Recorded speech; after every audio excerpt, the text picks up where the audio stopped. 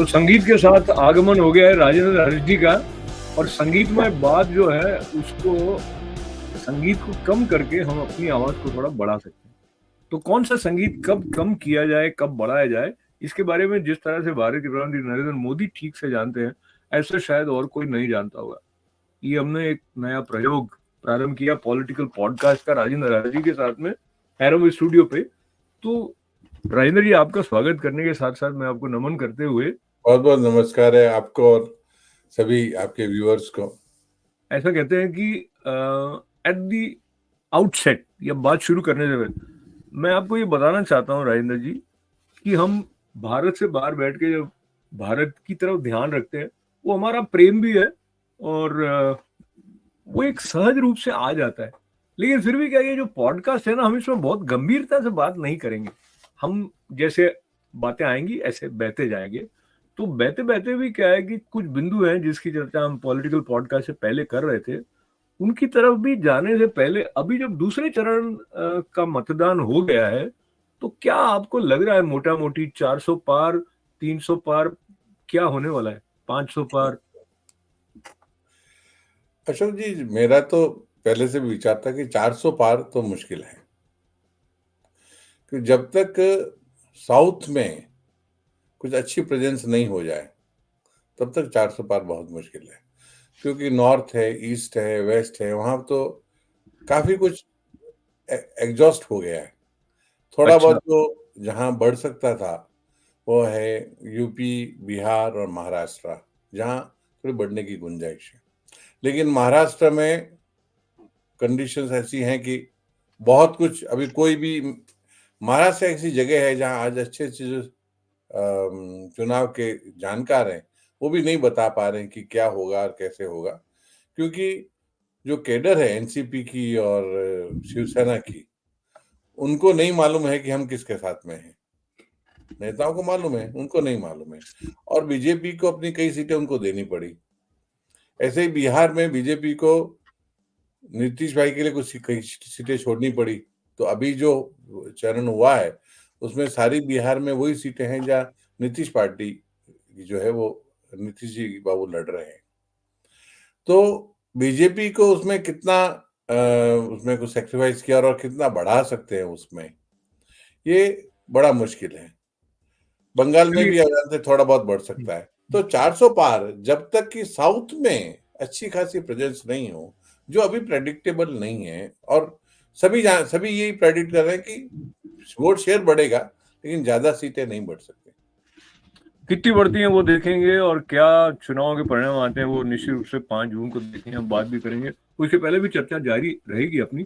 पर जब मैं आपसे पिछली बार भी बात कर रहा था ये राजनीति के बारे में, राजेंद्र जी, मैंने बताया था मैं हाल ही में भारत में था, तो मुझे ऐसा लग ही नहीं रहा था कि वहां पे कोई हलचल हो रही हो, कुछ लहरें हो, कुछ लोग आ जा रहे हो, किसी के घर पे कोई दस्तक दे के बात कर रहा हो। ये हमने यूट्यूब में तो देखा है, वो ओवैसी जी के अपोजिशन में जो खड़ी हुई है बीजेपी की, वो भी किसी के घरों में जाते हुए कोई कोई, लेकिन मोटा मोटी भारत में कोई ऐसी हलचल नहीं थी। लेकिन एक दिन भारत के प्रधानमंत्री जी ने वो चर्चा में इस प्रकार से लाए कि ये वेल्थ रीडिस्ट्रीब्यूशन की बात कर रहे हैं, और जो कांग्रेस का ट्रैक रिकॉर्ड है उससे लेके उन्होंने पहले के कुछ भाषण, उसमें प्रधानमंत्री मनमोहन सिंह जी का भाषण भी, और ऐसे कनेक्ट करके उन्होंने एक बड़ा एक इमोशनल रूप से, अब लोग कितने जुड़े हैं उस बात से कि नहीं वो पता नहीं, लेकिन सारे के सारे पत्रकार उनके समर्थक में या उनके विरोध में वो बड़े उद्वेलित हो गए, चर्चा हो गई। उसका मुझे लगता है प्रभाव दूसरे चरण का जो मतदान हुआ है उसमें पड़ा है। कई स्थानों पर लोग अधिक उत्साही होकर बात भी करने लग गए चुनाव के बारे में, और कुछ मुद्दे भी निकल के आए। मुद्दों की तरफ हम जाएंगे, पर उसके पहले, जैसे हम हमेशा बात करते हैं कि ये बहुत मास्टर कम्युनिकेटर है, आपको लगता है कि उन्होंने सोच समझ के कि अब मुद्दों की बात को लेके तो लोग ऐसे मान के बैठ गए कि मोदी तो आएगा ही, ऐसा उन्होंने खुद भी कह दिया था, तो लोग जा नहीं रहे मतदान करने के लिए। तो एक नए ढंग से उन्होंने कुछ जैसे कंकर फेंकते हैं ऐसे उन्होंने बड़ा भारी पत्थर पत्थर सा फेंक दिया, कुछ ऐसा लगता है आपको?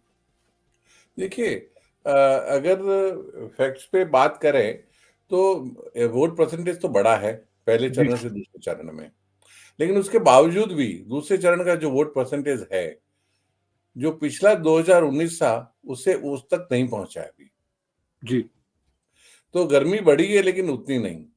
जी। दूसरा कि वोट परसेंटेज बढ़ने से क्या फायदा होगा बीजेपी को या नुकसान होगा या कांग्रेस को फायदा होगा, ये इस बार हम कह नहीं सकते। देखिए, जब पोलराइजेशन होता है तो दोनों साइड में होता है। जी।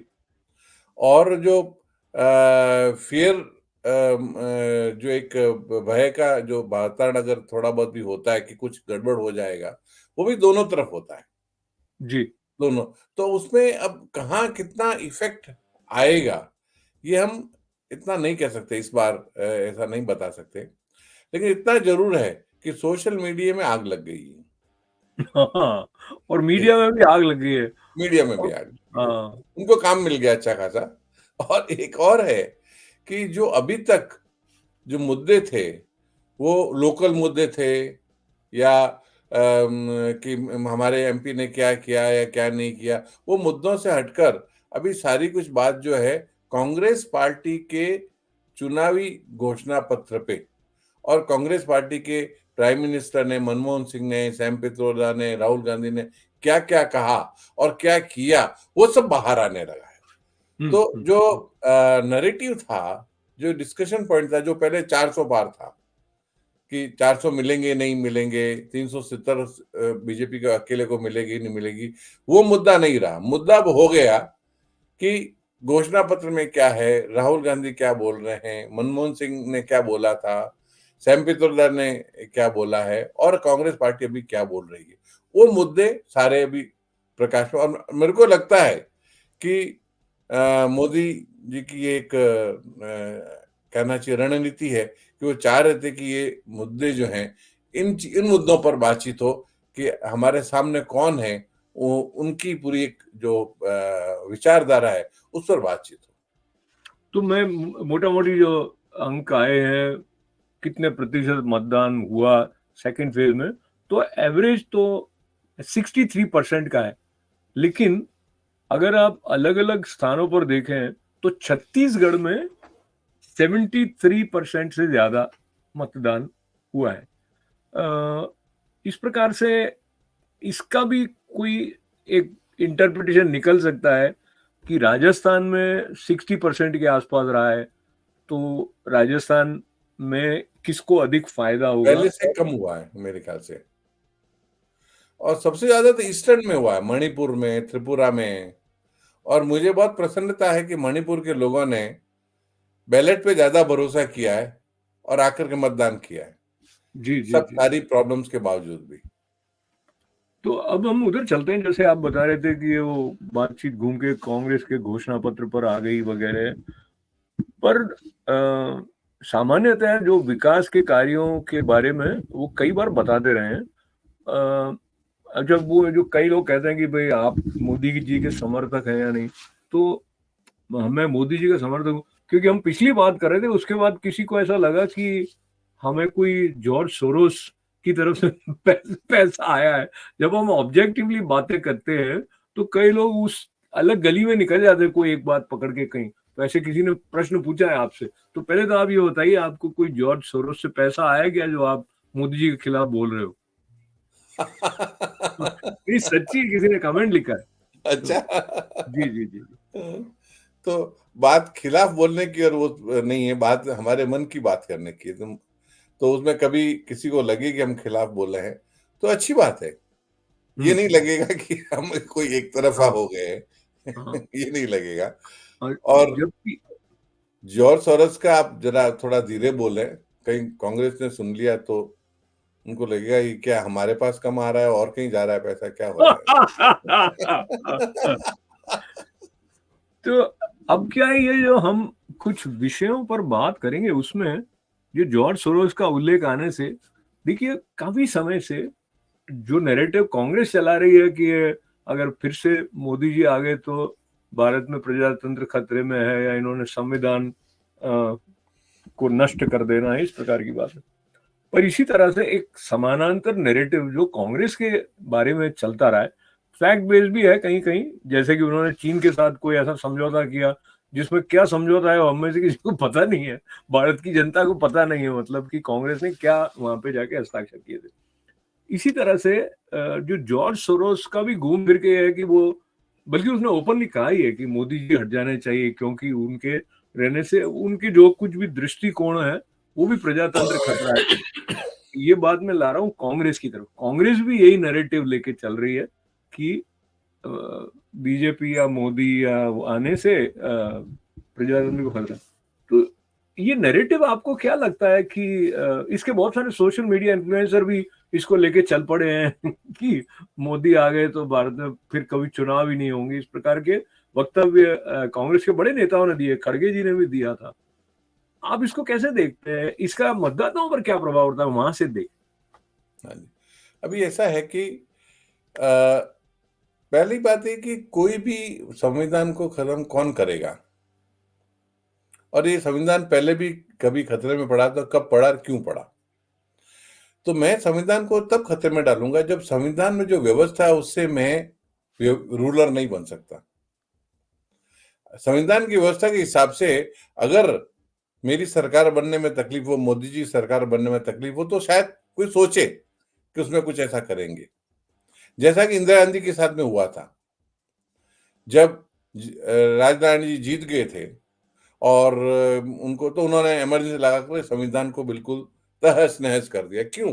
कि उनको लगा संविधान से उनको खतरा है।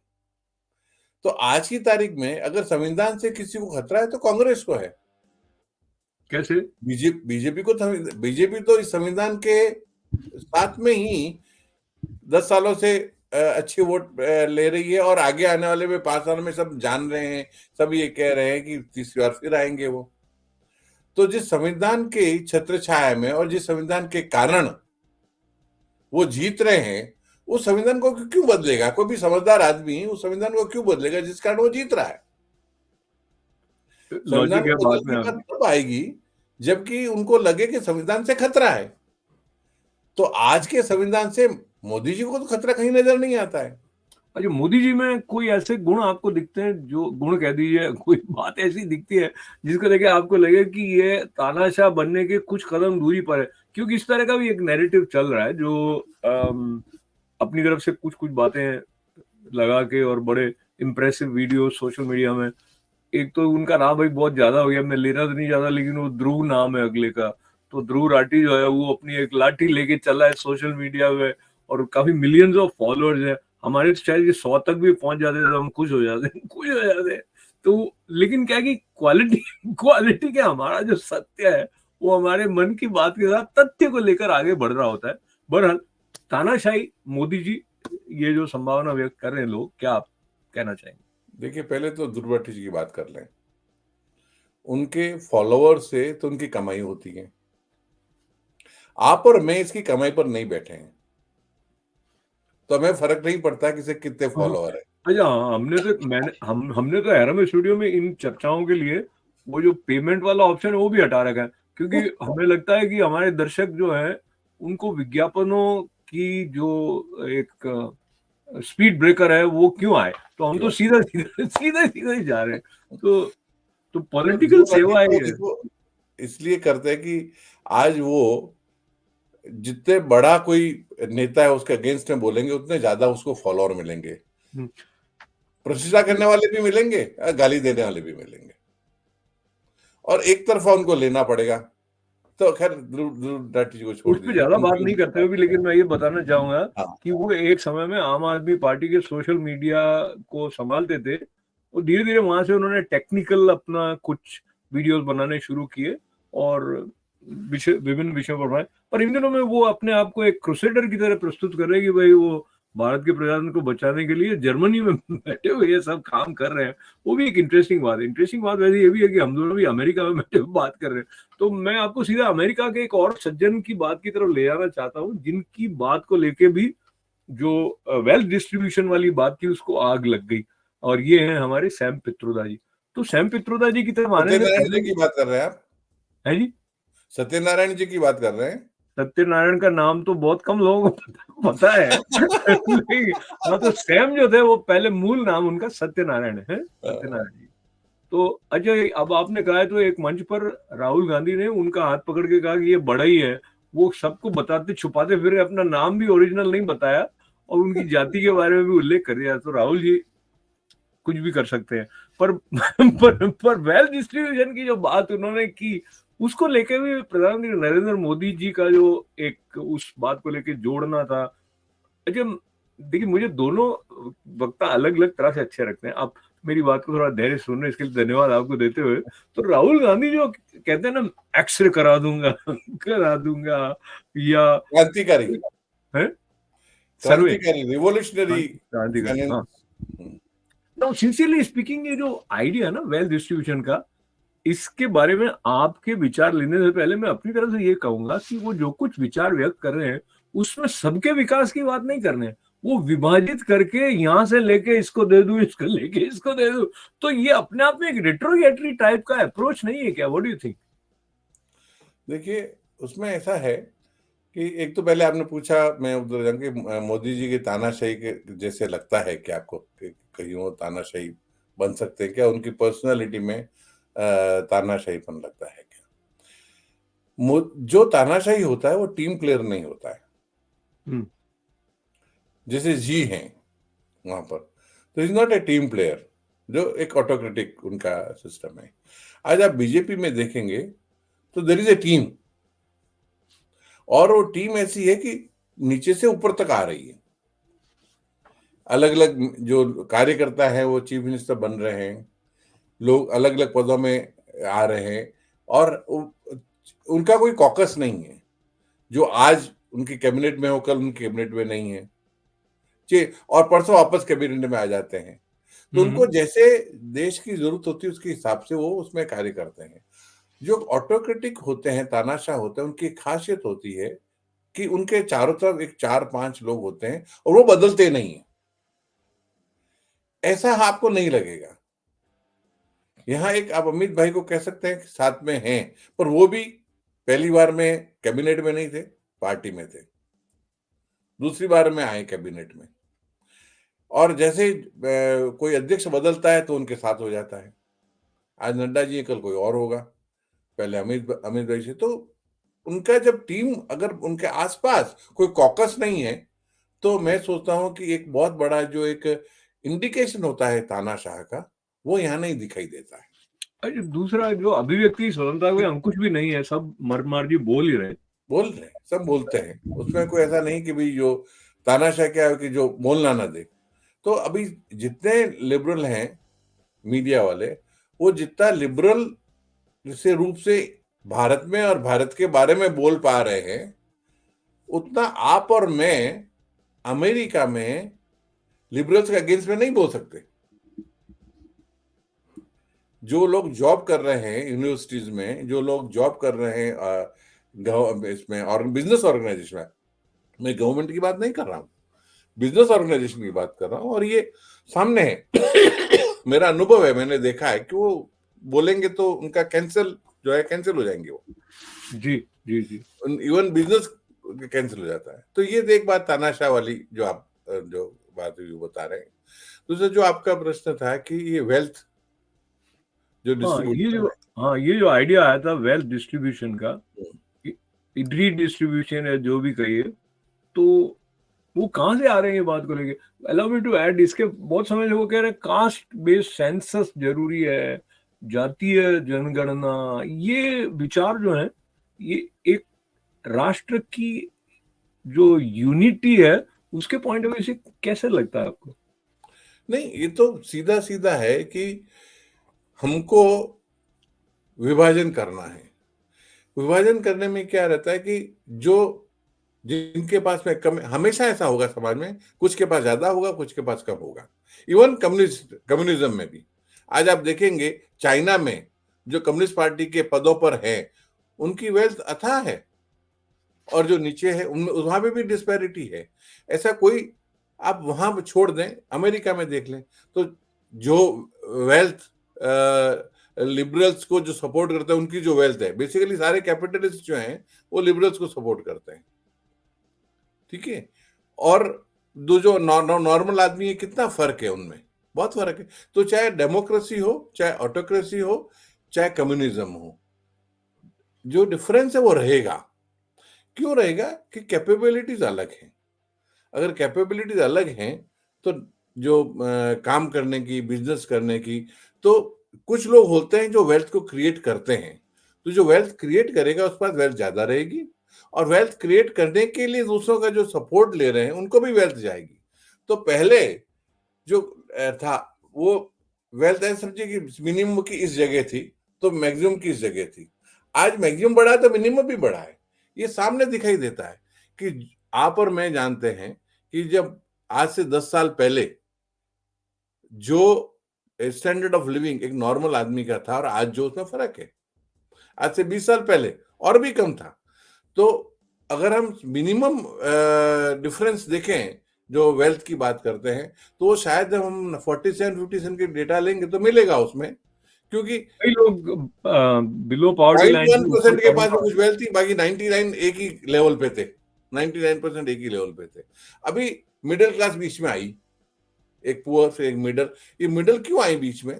क्योंकि जो पुअर क्लास है वो मिडिल क्लास बन गई, और मिडिल से फिर upper middle class, upper middle class. तो ओवरऑल जो है वो वेल्थ बढ़ती है, तो वास्तव में कम होता है। आज जैसे ये मैं देख रहा था कुछ टीवी पे, कुछ कांग्रेस के प्रवक्ता बोल रहे थे कितने बिलियनर बढ़ गए, जैसे कि कोई गुनाह हो गया। और जो बिलियनर बढ़ गए मतलब पहले बिलियनर नहीं थे, अभी हाँ, बिलियनर हुए। तो तो आप वेल्थ का तो बढ़ना और उनकी गरीबी से ऊपर आ जाना और वो अमीर हो जाना आपको बुरा लग रहा है। अगर वेल्थ डिस्ट्रीब्यूट ही करना है तो मेरा एक सजेशन है, आप वेल्थ डिस्ट्रीब्यूशन दो जगह से हो सकता है। या तो बिजनेसमैन की वेल्थ लेकर के आप कर दो, हाई टैक्स कर दो उनको।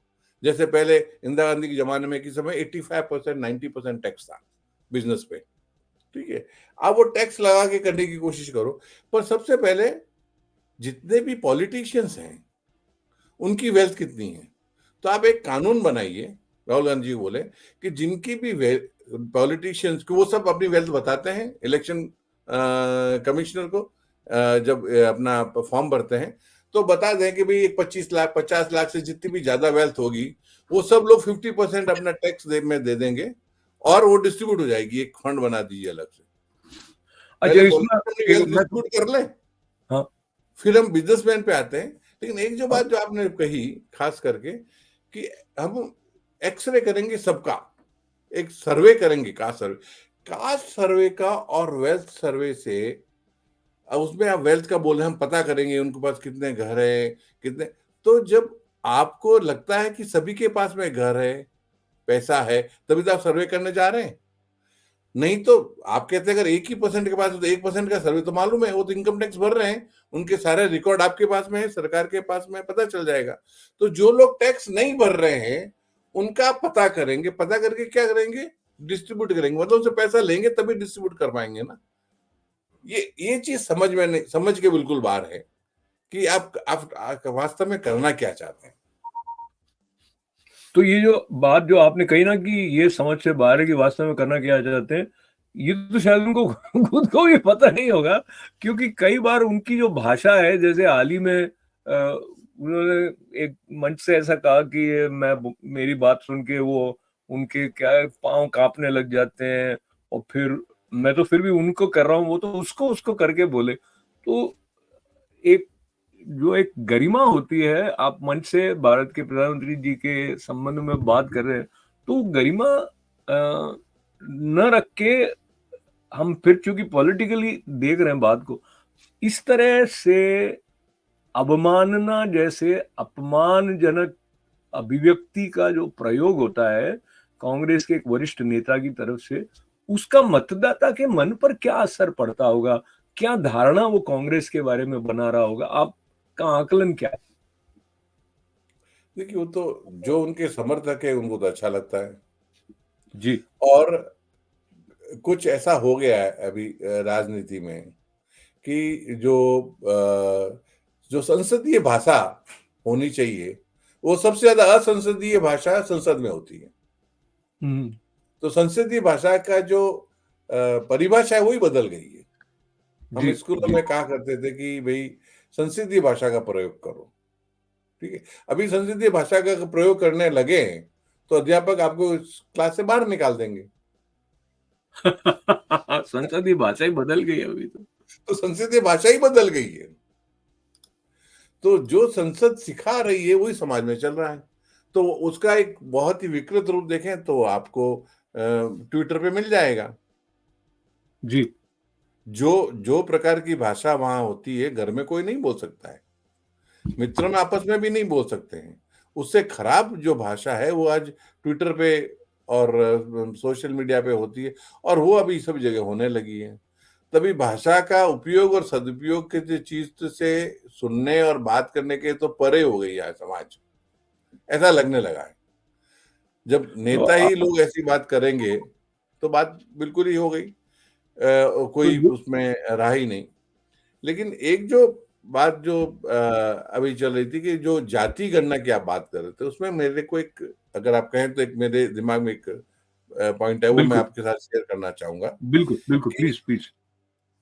आप जातीय गणना करके वो रिजर्वेशन की बात कर रहे हैं, जिसकी जितनी आबादी उसका इतना हक, ठीक है। बिल्कुल, तो आप कहते हैं कि अगर 50% जो हैं हमारे हमारे संविधान में स्पेसिफिकली एक अलग से रिजर्वेशन रखा गया है सिर्फ उन लोगों के लिए जो लोगों के साथ में सामाजिक अन्याय हुआ है, जो अपनी बात कह नहीं सकते हैं, जैसे हम्म, शेड्यूल कास्ट है, शेड्यूल ट्राइब है, उनके साथ में जो उच्च वर्ग था, ब्राह्मण है, राजपूत हैं, उन्होंने उनके साथ कई बार तक छुआछूत रही है हमारे यहाँ पर, उनको उनके सामने आकर बोल नहीं सकते थे, तो उनको ऊपर लाने के लिए हमने उनको दिया है। तो जो लोग पहले किसी भी अच्छे पदों के भागीदार नहीं थे, वो अच्छे पदों के भागीदार हो सके, क्योंकि उनके जीन्स में आ गया है कि वो दब गए हैं, वो ऑप्रेस्ड क्लास है। अभी आप उस ऑप्रेस्ड क्लास को में से हिस्सा काट करके मुस्लिम को देना चाहते हैं, को पिछड़े हुए ऑप्रेस्ड है। वो ऑप्रेस्ड कैसे हुए? उन्होंने इस देश पे राज किया है, जी, वो तो ये जो रूलिंग है ना, कम्युनिटी रहे। जी, जी। देखिए राजेंद्र जी, ये वाला जो विषय है ना, इसकी बहुत सारी शाखाएं हैं। मैं एक छोटी सी छू के फिर वापस राजनीति पे आ जाऊंगा वर्तमान में। हाँ, छोटी सी शाखा ये है कि जिस तरह की व्यवस्था है ये आरक्षण की, इसका जो इसकी जो संरचना है उसमें क्या है कि आप अमुक परिवार के होने के नाते आपको शिक्षा में आरक्षण मिल गया, फिर उच्च शिक्षा में आरक्षण के कारण आप चले गए, उसके बाद नौकरी में भी आरक्षण मिल गया, उसके बाद पदोन्नति में भी आरक्षण मिल गया। चलो, एक तो ये साइकिल है, पर इसके साथ साथ क्या है कि जे अभाव के कारण आपको या आपको अवसर नहीं मिले थे, उसके कारण प्रारंभ में जो आरक्षण मिला है वो आपकी संतान को भी मिल रहा है, जबकि अब वो बड़े अभिजात्य और बड़े आराम वाले वातावरण में रह रहे हैं। तो इसको ठीक ठीक इसका जो डिस्ट्रीब्यूशन है आरक्षण के लाभ का, वो वो संरचना में है नहीं वैसे। एक तो वो बात रह गई, और फिर से आप और अधिकाधिक लोगों को आरक्षण में लाए, तो अभी क्या है कि वैसे 50% से अधिक जो है आरक्षण है, तो जो एक्चुअली समझिए, अब मुझे ये भी कहना दीजिए कि जो पिछड़ी जाति में नहीं है, उन लोगों की अपनी पीड़ाएं हैं, पर हम उस तरफ अभी अभी नहीं जाएंगे। मैं चूंकि बात कर रहा था भाषा वाली, तो मुझे वो वीडियो मिला है कहीं व्हाट्सएप से, मैं आपको अपने दर्शकों के साथ उसको बांट दूं, फिर हम चर्चा को आगे जैसे ही बढ़ाएंगे। मैंने ये देश के एक्सरे की बात की, वो नरेंद्र मोदी कांपने लग गया। जैसे ही मेरे, उसकी आदत है, जैसे उसको डर लगता है ना, वो झूठ बोलना शुरू कर देता है। जैसे ही उसको डर लगता है, वो कभी पाकिस्तान की बात करेगा, कभी चाइना की बात करेगा। तो एक के बाद एक, एक के बाद एक, एक के बाद एक झूठ बोल रहा है, मगर इस बार नहीं निकल पाएगा। अब ये बताइए, जो आप सुन रहे थे कि कॉमेडियन बोल रहा है कि निकल पाएगा, और मुझे मुझे सुन के लगा कि जो थोड़ी बहुत आशाएं कोई राहुल गांधी जी से लगा के रख सकते थे, उनके ऊपर भी कुछ इससे कुठाराघात हुआ होगा, क्योंकि इस तरह का वक्तव्य देने वाला तो कॉलेज के इलेक्शन में भी जीतेगा कि नहीं जीतेगा वो मुझे लगता है, और ये इतनी बड़ी पार्टी को लीड कर रहा है। और अब इसमें क्या है कि बहुत सारी लहरें एक साथ चल रही है राजेंद्र जी। तो जो मोदी जी ने कहा था वो कांग्रेस मुक्त भारत, मुझे लगता है उसमें राहुल गांधी बड़ी मदद कर रहे हैं उनकी। देखिए, वो आप जो कह रहे हैं तो एक बात है कि वो कांग्रेस को सोच रहा है उनका लीडर कौन हो, लेकिन इसमें एक बहुत बड़ा विरोधाभास है। जी, आप तानाशाह की बात कर रहे थे, तो हिटलर एक तानाशाह था। क्या हिटलर को कोई ऐसे बोल सकता था? सवाल ही नहीं। नहीं। तो तानाशाह अगर वो कांप रहे हैं थर-थर, अगर वो जी। थर-थर कांप रहे हैं, तो तानाशाह है वो, या जो कपा रहे हैं वो तानाशाह है? ये भी एक प्रश्न है। जो डरा रहे हैं वो तानाशाह है, या जो डर रहा है वो तानाशाह है? हम्म, हम्म। ये जरा सोचिए। हाँ, उन्होंने क्या जो तानाशाह वाले गुण थे वही उसमें प्रश्न चिन्ह लगा दिया राहुल गांधी। राहुल गांधी ने खुद ही तो लगा खुद दिया। ही कह रहे हैं कि वो तो थर-थर कांप जाते हैं, एक हाँ, वक्तव्य से हाँ, कांप जाते हैं, है ना? तो तानाशाह और कैसे बने? उनके पास आज इतनी बड़ी पावर है, प्रधानमंत्री हैं, उनके पास सारी सेना है, सब कुछ है, फिर भी वो कुछ नहीं कर पाते हैं और कांप जाते हैं। कांपता हम्म, कौन है? जो हम्म, सशक्त नहीं होता है। हम्म, कांपता कौन है? जो कमजोर होता है। हम्म, हम्म, तो कंपा देने वाला तानाशाह गुण रखता है, या कांपने वाला तानाशाह का गुण रखता है? तो ये आपके दर्शकों को सोचने का बिल्कुल। विचार है कि इसमें तो वो सोचें कि जी, वो क्या राय हो जी, कुछ कुछ बिंदु हम पहले बात कर रहे थे, तो सकता। वेल्थ डिस्ट्रीब्यूशन के साथ ये आपके सत्यनारायण जी, सैम जी का इनहेरिटेंस लॉ वाला सजेशन आया, कास्ट सेंसस की बात आई, इनइक्वलिटी की बात जो चल ही रही है। इसमें एक और मुद्दा जो कि राहुल जी के वक्तव्य में से निकाल के प्रधानमंत्री नरेंद्र मोदी जी, इनफैक्ट कांग्रेस के लीडर भी आए कि नहीं हमने तो इनहेरिटेंस लॉ हटाया था राजीव गांधी के समय 1985 में। तो मोदी जी ने कहा कि उन्होंने इसलिए कानून बदल दिया ताकि उनको जो इंदिरा जी से प्रॉपर्टी मिली थी वो चली नहीं जाए। अब ये इस तथ्यपूर्ण है कि नहीं पता नहीं, लेकिन जो सीक्वेंस ऑफ टाइम है उससे ऐसा लगता है क्योंकि उस वक्त ये हुआ था। तो आप इसको कैसे देखते हैं? देखिए, राजीव गांधी जी ने हटाया, माना, लगाया किसने? कांग्रेस ने ही लगाया ना। हम्म, और ये जब हम कहते हैं लोग ऐसा सोचते हैं कि जब इनहेरिटेंस लगाया मतलब वो बहुत बिलियनर्स के लिए, क्योंकि अमेरिका में है, बिलियनर्स के लिए, उनके लिए है। लेकिन मैं आपके दर्शकों को बता दूं कि जो इंडिया में इनहेरिटेंस टैक्स लगा था, जो इवन 70s 80s तक अवेलेबल था, वो 1 लाख रुपए से ज्यादा वेल्थ पे था।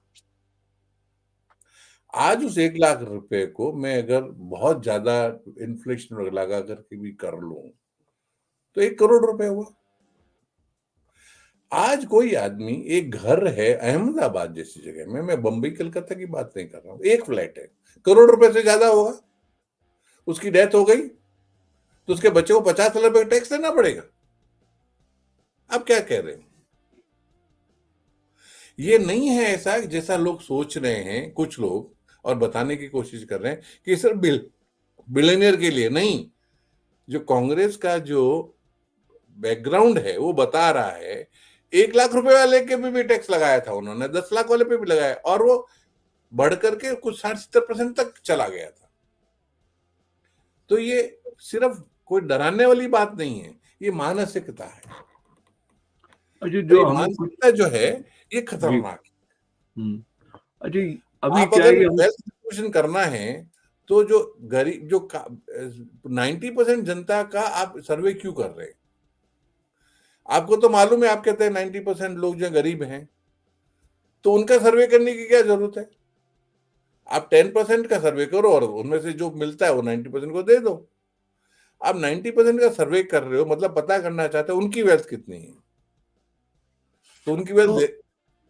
जी, मैं ऐसे देख रहा हूँ कि हम दोनों भारत के साथ प्रेम रखने के साथ साथ इतनी राजनीतिक लहरें हैं, तो समय का तो पता ही नहीं लग रहा है। लेकिन मैं ये जो लेकिन अपीजमेंट अशोक वाली जी, बात। जी। मैं तो भारतीय हूं, I am Indian citizen, hmm. I am NRI, I am not American citizen. So मेरा तो स्वार्थ वहां है, पूरा का पूरा, लगा भी नहीं, स्वार्थ भी है। हम्म।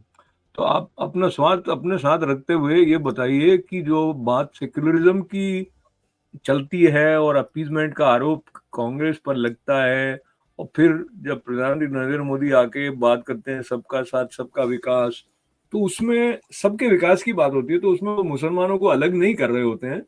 और लेकिन ये आरोप कांग्रेस की तरफ से बार बार लगता रहा कि भाई वो बल्कि यहाँ वाले भी अखबार लिखते थे कि हिंदू राष्ट्रवादी सरकार। और ओवरऑल आपको क्या लगता है ये सेक्युलरिज्म वाली जो रेफरेंस है, वैसे तो ये शब्द आपको पता है कि संविधान में इंदिरा जी ने वो बाद में डाल दिया था प्रीएम्बल में, पर इस मुद्दे पर मतदाता का मन कैसे चलता होगा अभी वर्तमान परिप्रेक्ष्य में, ये देखते हुए कि पिछले कोविड के बाद से भारत सरकार ही 80 करोड़ लोगों के लिए भोजन उपलब्ध करा रही है, और जन धन योजना है जो शौचालय बनवाए या सबके लिए रहे हैं। तो जब विपक्ष उनके सेक्युलर क्रेडेंशियल पर प्रश्न चिन्ह लगाता है, तो वो मतदाता के मन तक ठहरता है या ठहरता होगा, इसके बारे में आप क्या? देखिए, इसका एक बहुत अच्छा मैं आपको उदाहरण बताऊं। अभी कुछ ही कल परसों की बात है। एक अभिषेक करके कोई ट्विटर पे है, जो उनका यूट्यूब भी चलता है। उन्होंने एक वीडियो शेयर किया अपने ट्विटर पे। वो यूपी में गए और एक मतदाता जो मुस्लिम है उनसे पूछा कि क्या आपको 5 किलो अनाज मिल रहा है? कि बिल्कुल मिल रहा है। क्या आपको आवास मिला? बिल्कुल आवास मेरे को मिला है। क्या आपको किसान जो आप किसान हो और आपको उसमें जो आपको पैसा मिल रहा है वो मिल रहा है? कि बिल्कुल मिल रहा है। आयुष्मान का बेनिफिट मिल रहा है? हाँ, बिल्कुल मिल रहा है। तो आपको ये सब मिल रहा है, तो आप वोट किसको देंगे? तो उन्होंने कहा वोट मैं कांग्रेस को दूंगा। अच्छा। आप समझिए क्यों। हम्म। ये जो है वोट पॉलिटिक्स की बात है।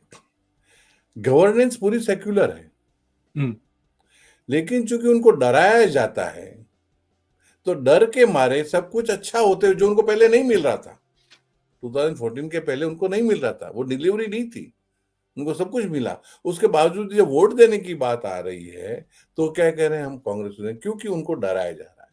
इसलिए इतने सालों तक उनको डरा करके उनके वोट लिए गए, उनके लिए काम नहीं किया गया।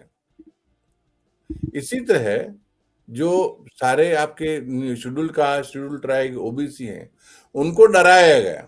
और डराया किसने? मजे की बात आप देखिए, वो सारे के सारे कांग्रेस में जो रूल कर रहे थे वो सारे ब्राह्मण और राजपूत थे। वो उनको डरा करके खुद का राज ले रहे थे।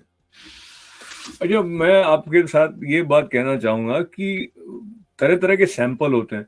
तो मैंने कुछ वीडियोस ऐसे भी देखे हैं जो मुस्लिम भाई बहन है, वो मोदी जी का जो विजय है वो, और बीजेपी न केवल अभी बल्कि 2047 तक रहेगी, ऐसा वो कहते हैं। तो कई लोग प्रसन्न भी हैं, पर फिर भी मोटा मोटी, जैसे कि हम बार बार कहेंगे कि परिणाम तो 5 जून को पता लगेगा, पर अपीजमेंट वाला जो मामला है अपीजमेंट वो पे करता है अशोक, मैं ये कह रहा हूं, सारे लोग नहीं दे देंगे वोट उधर, पर अपीजमेंट पे करता है, इसलिए वो अपीजमेंट करते हैं। अच्छा, इसमें मुझे ये बात आपके साथ दूसरी तरफ से ले लेता हूँ।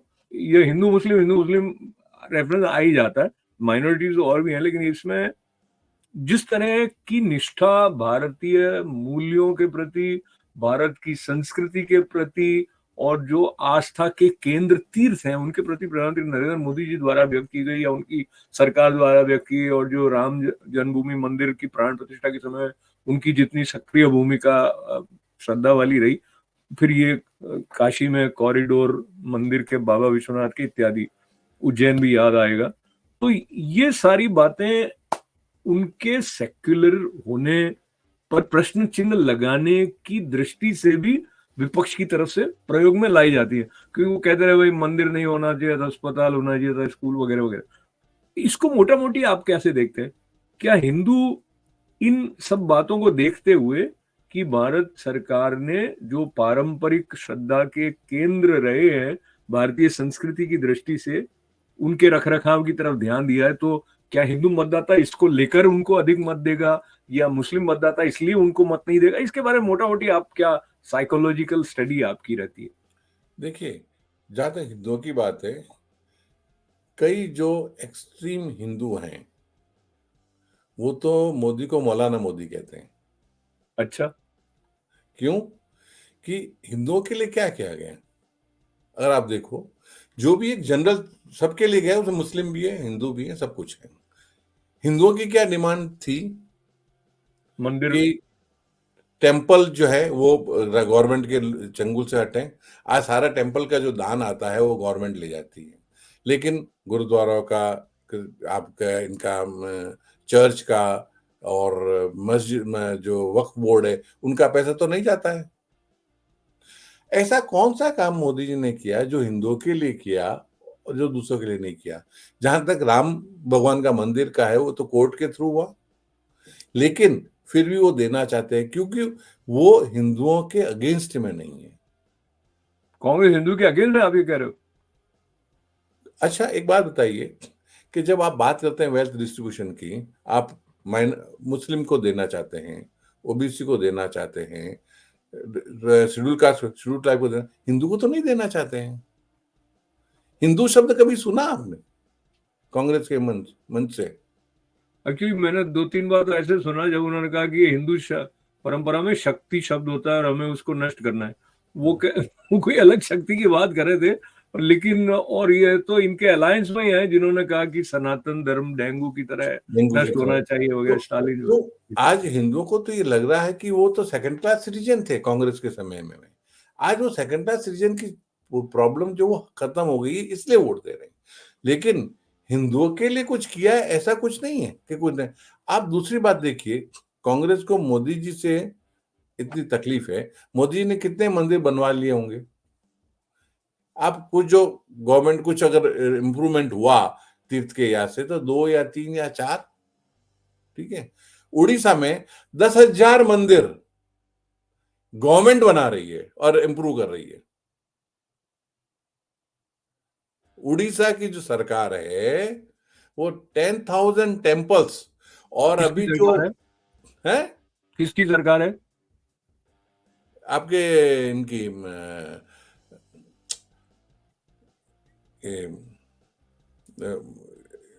वो ना बीजेपी के साथ में नहीं है, लेकिन अलग पटनायक साहब की, बीजू पटनायक जी की, नवीन पटनायक की, जी। है ना। वो पटनायक जी की जो सरकार है वो 10,000 टेम्पल बनवा रही है। उनको जाकर के तो कभी नहीं कहा कांग्रेस ने कि ये जो है कम्युनल है। कभी ऐसी बात हुई? और आप अगर जाके देखेंगे जो द्वारकाधीश का जो वहां पे जो मंदिर बना हुआ है पुरी का, वो पूरा का पूरा आपको लगेगा कि वो जो काशी विश्वनाथ से भी बड़ा संकुल और अच्छा बनाया हुआ उन्होंने बनाया है। वो तो सरकार के पैसे से बना रहे हैं। वहां कोई कोर्ट का आदेश नहीं है, सरकार के डिसीजन है, सरकार के पैसे से ही है। ये अब इससे ना मैं किसी दिन अलग से आपसे चर्चा करूंगा। जो तीर्थ स्थान है उनको पर्यटन स्थलों के रूप में विकसित करने की जो एक भाव रहता है, और साथ ही जो चढ़ावा आता है, जैसे आपने पहले कहा, वो सरकार बाकी के लोगों के इंफ्रास्ट्रक्चर डेवलप करने के लिए भी उसका निवेश करती है। पर इस पे कभी और विस्तार से चर्चा करेंगे। फिलहाल मैं वापस इधर आ जाता हूँ कि जो आपका कहना है कि जो अपीजमेंट की बात है वो कहीं ना कहीं कांग्रेस की तरफ झुकती हुई दिखती है आपको, लेकिन सेक्युलरिज्म पर क्वेश्चन मार्क जो मोदी जी के ऊपर लग रहा है वो ठीक नहीं है। ऐसे कई उदाहरण आपको दिखाई देते हैं, और सबका साथ सबका विकास सबका विश्वास भी वो बात करते रहते हैं। और जो जहाँ से बात आपने अपनी शुरू की थी कि वो कोई लोग तो कट्टर हैं तो उनको मौलाना कहते हैं, मौलवी मौलाना मोदी जी कह देते हैं। पर इसके साथ मैं ये भी याद करना चाहूंगा कि उनके अंदर एक सबको अपनाने का जो भाव है, वो उनके और जो मिडिल ईस्टर्न कंट्रीज के संबंध है, या कई ऐसे इस्लामिक राष्ट्र हैं जिन्होंने उनको सर्वोच्च सम्मान दिया है, तो उससे भी लगता है कि कोई एक अलग बात है जो मोदी जी के माध्यम से लोगों तक पहुंच रही है। पर मैं एक और आगे की तरफ ले जाऊं आपको, इसमें आपको जोड़ना चाहें तो जोड़ दें पहले जी। नहीं, मेरा कहना यही है कि अगर सही मायने में अगर आप देखें तो सेक्युलर मोदी है, क्योंकि गवर्नेंस फुल सेक्युलर है, फेसलेस कर दिया। जब कंप्यूटर के सामने से कोई पैसा जाता है, बैंक अकाउंट में जब कोई पैसा जाता है तो कोई फेस नहीं होता है। जी। फेसलेस से बेटर सेक्युलर कुछ नहीं हो सकता। लेकिन जब आप पैसा पटवारी को देते हैं या सरपंच को देते हैं, सरपंच फिर कुछ तय करता है, वो चेक बनाता है, वीडियो बनाता है, तो वो सामने देखता है हिंदू है, मुस्लिम है, बड़ी जात का है, नीची जात का है, छोटी जात का है, बड़ी वो देखता है, देख करके करेगा ना उसमें, तो उसमें एक सब्जेक्टिविटी आ जाती है।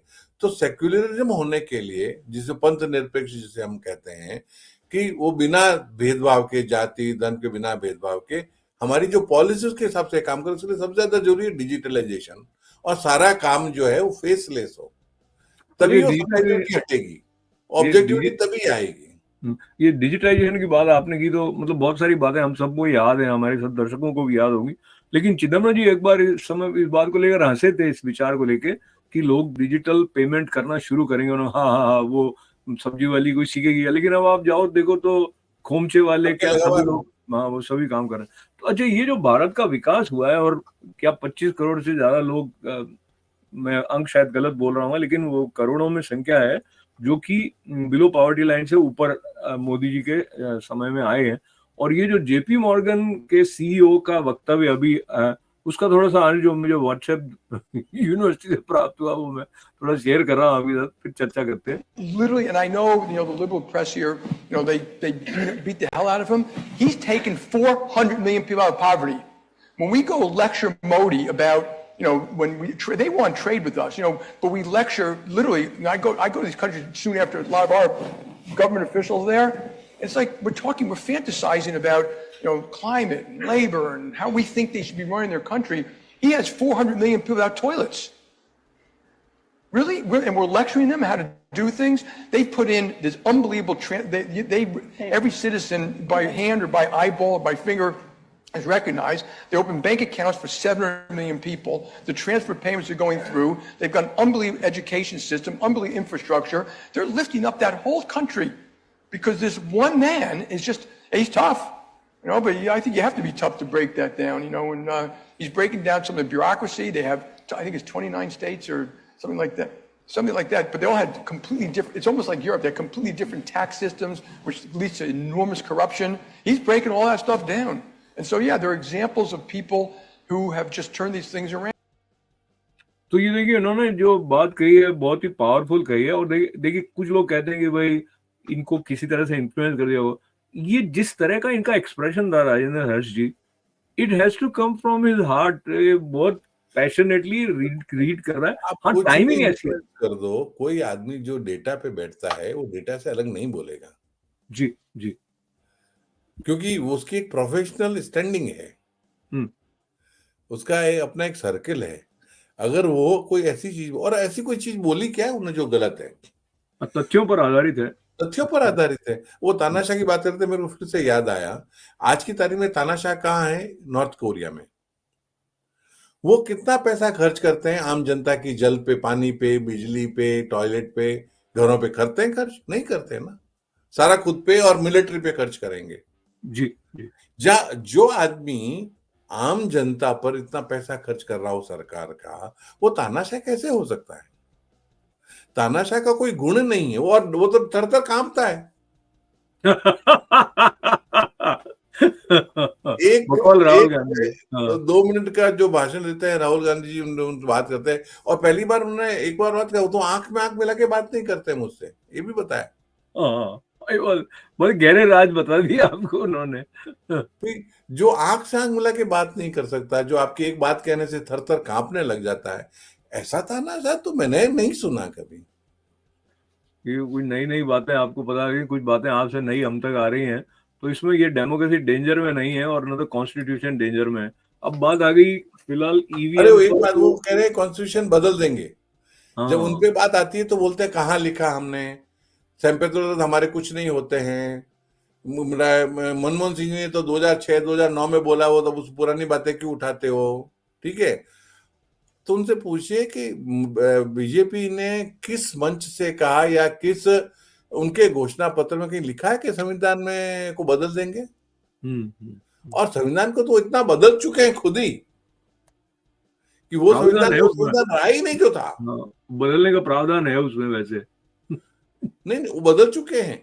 हम्म, संविधान बदलने का मतलब जब समय के हिसाब से, जरूरत के हिसाब से, वो जो संविधान खतरे में की बात कर रहे हैं उसका अर्थ करता है इसी संविधान को स्क्रैप कर दिया जाएगा। वो स्क्रैप क्यों करेंगे? वो तो इसी संविधान की बदौलत आज सरकार में है और आगे रहने का उनको लगता है कि आगे रहेंगे, और 2047 की बात करते हैं। तो जिनको खतरा है संविधान से, वही संविधान को बदलते हैं। राजेंद्र, ये बातों में से बातें मुझे याद आ जाती हैं तो संदर्भ से जुड़ी होने के नाते मैं क्विकली 2-3 जो वक्तव्य रहे थे 2014 के चुनाव से पहले, मुझे याद आता है, एक तो सोनिया जी ने मोदी जी के लिए कहा था कि ये मौत के सौदागर हैं। राहुल गांधी ने एक मंच से ऐसा कहा था पब्लिकली, जो कि यूट्यूब में मिल भी जाएगा, कि अगर मोदी जी प्रधानमंत्री बन गए तो 10,000 लोग मारे जाएंगे। अच्छा, उसके बाद उनके ऊपर कोई कार्यवाही तो नहीं हुई वैसे, और भगवान की कृपा से ठीक ठीक रहा सब कुछ। लेकिन इसके बाद एक और समय आया जब मेरे ख्याल से सीएए के संबंध में लेके जब प्रोटेस्ट होनी शुरू हुई थी, तो सोनिया गांधी ने कहा कि ये आर या पार की लड़ाई है। तो ये आर या पार जो शब्द है, इससे ज्यादा उकसाने वाला क्या शब्द क्या अभिव्यक्ति हो सकती है? और उसके बाद आपने देखा था कि दिल्ली में राइट्स भी हुए थे। अगर उन चीजों को कनेक्ट करके देखा जाए तो कहीं ना कहीं उनकी तरफ कोई आंच या एटलीस्ट आक्षेप या कोई केस वेस चलता, ऐसी स्थिति हुई नहीं, किसी ने ऐसे जोड़ के बात करी भी नहीं शायद उस बारे में। अभी जो से इन्होंने कहा जी। अशोक जी, हम उन बातों में क्यों जाएं? देखिए, बोल में तो बहुत कुछ लोग बहुत कुछ बोलते हैं, हम क्यों कनेक्ट करें? जनता जानती है कि क्या है क्या नहीं है, ठीक है। तो मैं सोचता हूं उन बातों को अब हम हमारी जो राजनीति है, किसने क्या कहा, किस भाषा में कहा, क्या कहा वो बहुत इंपॉर्टेंट है। किस भाषा में कहा, संसदीय भाषा, उससे तो परे जा चुके हैं। अभी मैं तो अभी आशा ही नहीं करता हूं कि संसद में संसदीय भाषा होगी, तो नेताओं से इलेक्शन में क्या आशा करें कि तो संसदीय भाषा। राजेंद्र जी, आज के पॉडकास्ट को समापन करने से पहले ना मैं एक विषय पर आपसे और बात करना चाहूंगा, और उसके बारे में सुप्रीम कोर्ट ने भी निर्णय दिया है। ये एक मत जो होता है, देखिए इतने करोड़ों लोग जाके पहले तो अपनी इच्छा प्रेफरेंस बताते हैं मत के माध्यम से, फिर उसको काउंट करना एक बहुत बड़ी प्रक्रिया है ये। बहुत बड़ी प्रक्रिया है। हाँ, तो इसमें जो ईवीएम मशीन का क्वेश्चन मार्क लगाया जाता है अपोजिशन की तरफ से बार बार, उसके बारे में सुप्रीम कोर्ट ने भी अपना निर्णय दिया। इस पूरे संदर्भ के बारे में आप अपना विचार बताएं। देखिए, ईवीएम मशीन अगर नहीं हो और वो कहते हैं कि पुराने तरीके पे चले जाएं, जो एक कागज पे वोट लगा के चले जाएं, तो आपके जो क्रिमिनल्स आए हैं पॉलिटिक्स में, वो उसी कारण आए हैं। जब ईवीएम नहीं थी उससे आए, अब हमको निकालने में तकलीफ हो रही है उनको। क्यों? कि वो जो बाहुबली का नाम जो आया वो उसी हिसाब से आया। वो जाते थे बूथ पे, बूथ कैप्चर करते थे, सारे निकाल लेते, उस पे लगाते थे, क्यों? हमारे पास उतनी टेक्नोलॉजी नहीं थी। अब एक टेक्नोलॉजी आने से ईवीएम हो गए, वो बूथ कैप्चरिंग नगण्य हो गई, जहां होती है वहां पता चल जाता है और वापस से हो जाता है। अब वो जो लोग हैं, अब टेक्नोलॉजी फेसलेस हो गई। जब फेसलेस हो गई, टेक्नोलॉजी हो गई, तो आप उसको प्रभावित नहीं कर सकते। तो वो चाहते हैं कि क्यों, उन लोगों के पास बाहुबली हैं और बाहुबलियों को लाना आसान है। आप जब सरकार में हो तो उनको अपराध करने की छूट दे दीजिए, वो अपने आप कमा लेंगे।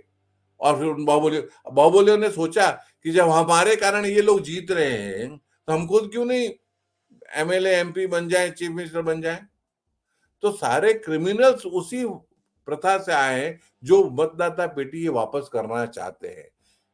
और ये अच्छी तरह सुप्रीम कोर्ट भी जानती है और हम भी जानते हैं कि वापस उसी जगह पे जाना यानी और बाहुबली को लाना। अभी तो धीरे धीरे बाहुबली कम होते जा रहे हैं। यूपी में योगी जी के आने के बाद में बाहुबलियों का वर्चस्व धीरे धीरे धीरे कम होता जा रहा है। क्योंकि अब ईवीएम आ गई तो बाहुबली की जरूरत नहीं पड़ती है, तो कम से कम नए बाहुबली पैदा नहीं हो रहे हैं और पुरानों को धीरे धीरे हटाया जा रहा है।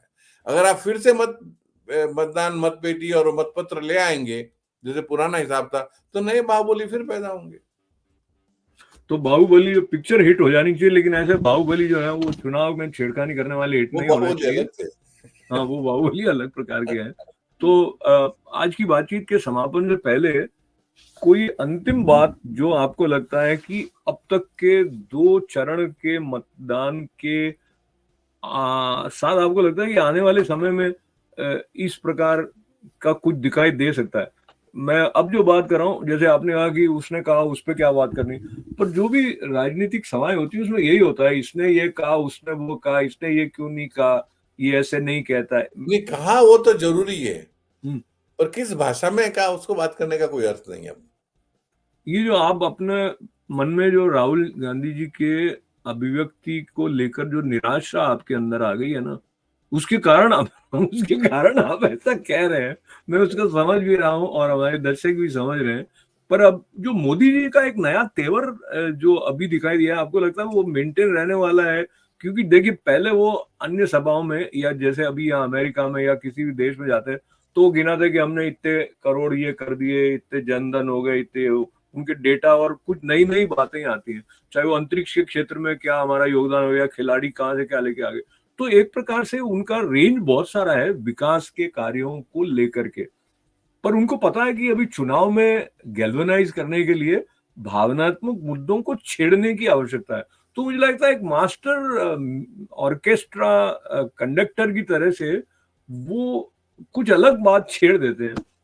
अब एक बात मैं और कहना चाहूंगा, मैं तो इसमें कुछ संकोच नहीं रखता हूँ कि मैं उनकी कई बातों के कारण उनका जैसे फैन इस प्रकार का हूँ कि कोई मुझे मोदी भक्त कह दे तो मुझे उसमें आपत्ति नहीं होती है। पर मैं अभी ये बात आपसे कह रहा था कि ऐसे बहुत कम लोग होते हैं जो एक मंच पे खड़े होके उस सभा विशेष में लोग जिस प्रकार की भावना वाले हैं उनके साथ जुड़ जाए।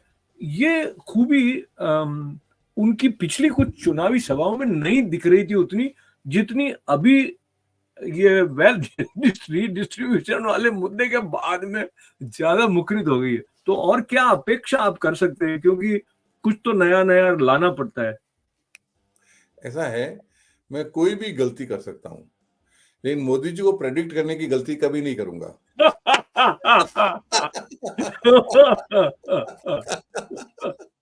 Well said, well said. I think ये जो बात है, कई लोग ऐसा कहते हैं कि जहां से बाकी के लोगों की सोच सोच खत्म होती है वहां से मोदी जी की शुरू होती है।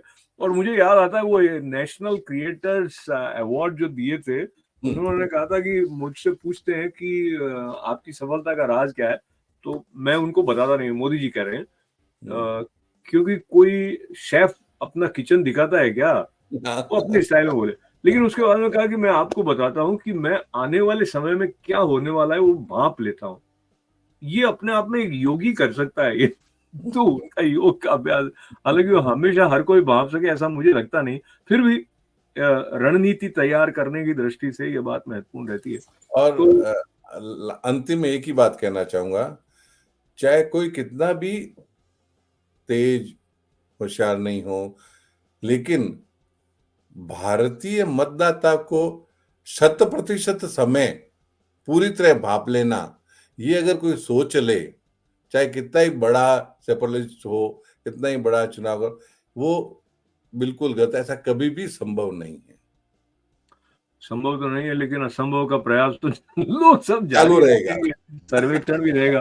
पर हाँ, अब समापन करने से पहले मैं आपके साथ में राजेंद्र हर्ष जी का धन्यवाद करते हुए, ये भी एक हैरम स्टूडियो में ये राजनीतिक चर्चाओं का क्रम जारी रहे, इसके लिए आपकी प्रतिक्रियाएं हमारे लिए खुराक का काम करेंगी। तो उसमें यही सारी बातें होती हैं सोशल मीडिया में कि आप लाइक करें, आप सब्सक्राइब करें, आप अपने कमेंट्स लिखें और हमें कुछ सुझाव ऐसे दें कि ऐसी बातें जो आपको और हमें जोड़ने का पुल बनाने में सहायक होती हो राजनीतिक दृष्टि से चर्चा करते हुए, उसके बारे में भी आप हमें अवश्य लिखें। पर मुझे बड़ा आनंद आया राजेंद्र जी, मैं आपका बड़ा आभार पुनः पुनः व्यक्त नहीं, करते बहुत हुए। बहुत धन्यवाद आपका कि आपने बुलाया एरम स्टूडियो पे, और आपके साथ में बात करने का भी आनंद आता है, और फिर सारे दर्शक जो है वो सुनेंगे, उसका भी एक अलग आनंद है। बहुत बहुत धन्यवाद। भारत माता की जय। जय हिंद और जय श्री राम।